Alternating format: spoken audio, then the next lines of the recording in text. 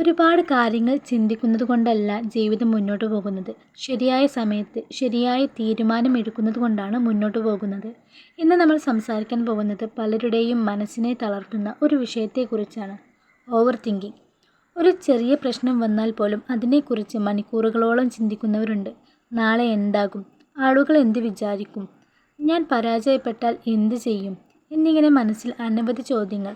പക്ഷെ ഒരു കാര്യം ഓർക്കുക, ചിന്തിക്കുന്നത് നല്ലതാണ്. എന്നാൽ ആ ചിന്ത തന്നെ നിങ്ങളുടെ സമാധാനം നഷ്ടപ്പെടുത്തുന്നുണ്ടെങ്കിൽ അത് ഓവർ തിങ്കിങ് ആയി മാറിയിരിക്കുന്നു. ഒരു പ്രശ്നം പരിഹരിക്കാൻ കണ്ടെത്താൻ കുറച്ച് സമയം മതി. പക്ഷേ ഓവർ തിങ്കിങ് ആ പ്രശ്നത്തെ യഥാർത്ഥ വലുപ്പത്തേക്കാൾ വലുതാക്കി കാണിക്കും. നമ്മൾ പലപ്പോഴും സംഭവിക്കാത്ത കാര്യങ്ങളെക്കുറിച്ചാണ് കൂടുതൽ ഭയപ്പെടുന്നത്.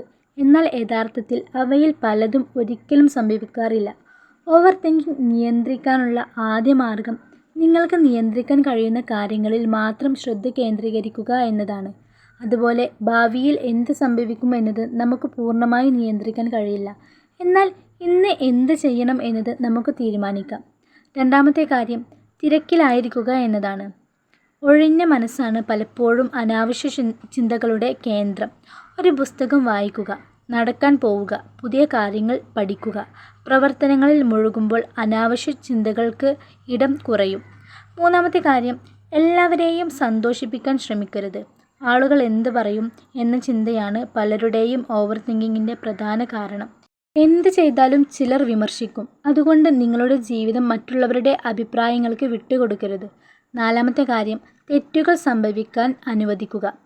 പൂർണ്ണത തേടുന്ന ആളുകൾക്ക് ഓവർ തിങ്കിങ് കൂടുതലായിരിക്കും. തെറ്റുകൾ ജീവിതത്തിൻ്റെ ഭാഗമാണ്. ഓരോ തെറ്റും നിങ്ങളെ എന്തെങ്കിലും പഠിപ്പിക്കും. ഓർക്കുക, ഒരു തീരുമാനം തെറ്റിപ്പോയാലും അത് ലോകാവസാനമല്ല. ശ്രമിക്കാത്തതാണ് യഥാർത്ഥ പരാജയം. മറ്റൊരു കാര്യം, നിങ്ങളുടെ മനസ്സിൽ വരുന്ന എല്ലാ ചിന്തകളും സത്യമല്ല. ചില ചിന്തകൾ വെറും ഭയങ്ങളാണ്, ചിലത് വെറും സംശയങ്ങൾ. അതുകൊണ്ട് ഓരോ ചിന്തകളെയും വിശ്വസിക്കാതെ യാഥാർത്ഥ്യം പരിശോധിക്കാൻ പഠിക്കണം.